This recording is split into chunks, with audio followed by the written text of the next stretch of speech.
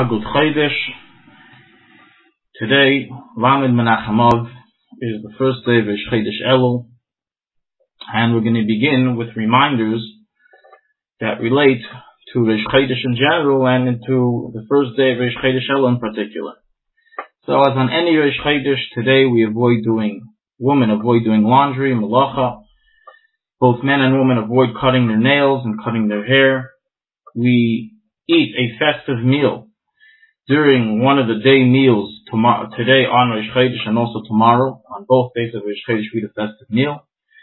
One is to remember to recite Yalav V'Yavai in both davening and in benching. And one is to follow the minhag of the Baal Shem Tov to learn his kapitel of Tehillim in accordance to the amount of verses that there are per month, and therefore you should remember to learn his verse with the commentary of Rashi on both days of Rosh Chodesh, which is today and tomorrow. Regarding Elul, today we begin blowing the shofar for practice. However, we do not blow it in shul in the regular tunes of Tashrat, Tashat Tarat, but rather everyone blows it on their own for practice. We do not yet begin saying the 3 kapitulach of Tehillim, that is a custom in the month of Elul, that is only begun tomorrow, the first of Elul.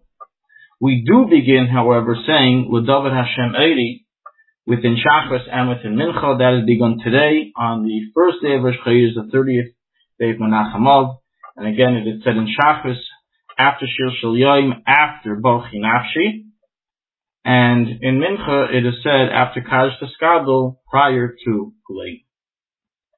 In today's Halacha, we're going to discuss the details of the custom of women avoiding doing Melacha on Rosh Chodesh. What is the source of this custom? What are its reasons? And what are the details of this law? Which Melachas are forbidden for women to do on Rosh Chodesh?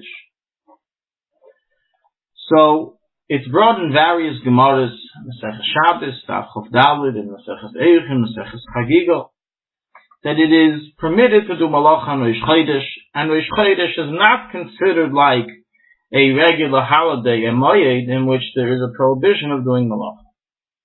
And this allowance is recorded in the Shulchanaruchharav in chapter 417 by the Mechaber. However, the Mechaber then continues that those women that are accustomed to refrain from working on Rosh Chodesh are doing a proper custom. So the Mechaber gives credence and gives authority to this custom for women, even though it's not an obligation. What's the reason why women took this custom upon themselves of not doing Melacha? So there's various reasons recorded. One of the main reasons recorded by the Achreinim, the Torah, the Magen Avram, the Taz, the Mishnah Berurah, is because it's brought down in Pirkei Rebbe Eliezer, which is written by one of the Tanoim, is because the women did not participate in the sin of the golden calf. And hence they abstained from giving their jewelry to their husbands. Because of this, Hashem gave them the festival of Rosh Chodesh as a reward, that they should guard it more than men guard it. So the festival of Rosh Chodesh is given to women in exchange for their refusal to take part in the golden calf. And this is particularly related to Chodesh Elul and to Rosh Chodesh Elul, because as we spoke about in previous classes, on the 29th of Menachem Av, Moshe Rabbeinu came down from the second time of the 40 days and received atonement for the sin of the golden calf. And thereby it's brought down in the Shibuli Aleket that in truth, this minhag of woman not doing Melacha is already from the times of Moshe Rabbeinu.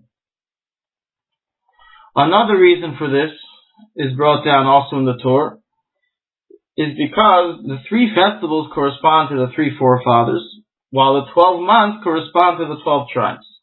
And when the 12 tribes sinned by the golden calf, this holiday of Rosh Chodesh was taken away from the 12 tribes and was given to those that didn't sin, which is their wives. Another reason mentioned is because women are similar to the moon. That the same way that the moon becomes smaller and larger each month, so too a woman returns to her husband each month and is renewed.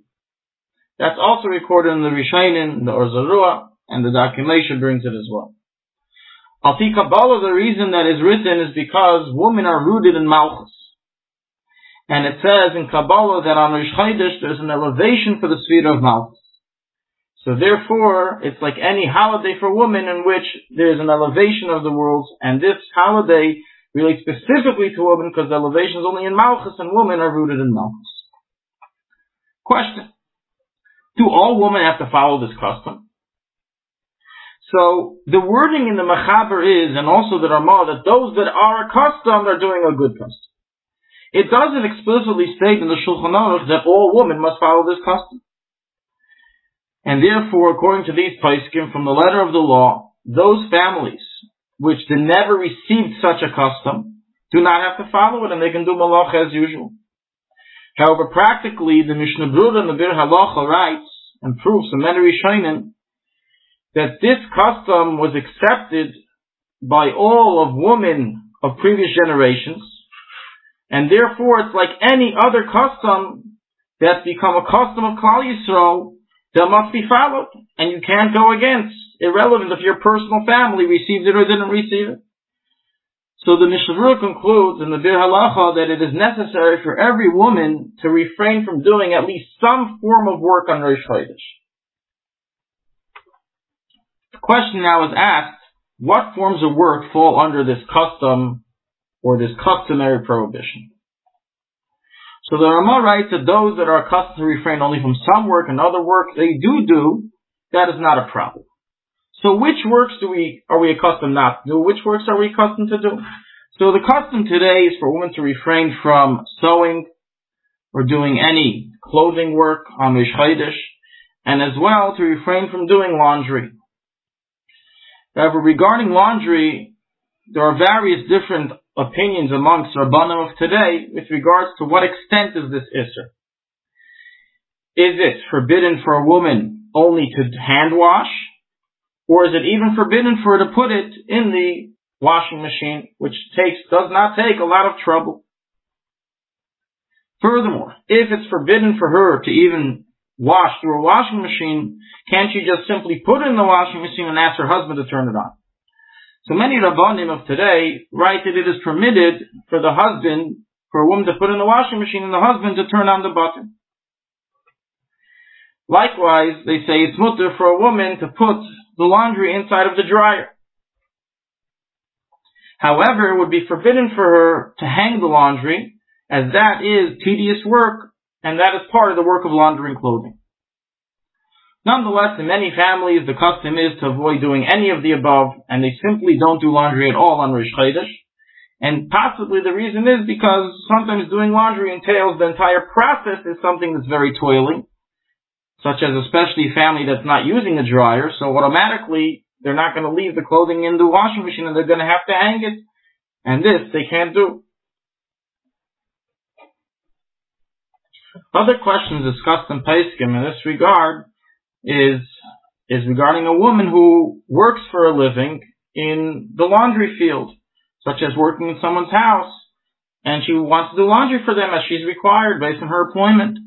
Or a woman that works in the sewing industry, does she have to stop working on Rosh Chodesh? This is a question discussed in Pesachim that we will touch upon in later shiurim on the following Rosh Chodesh.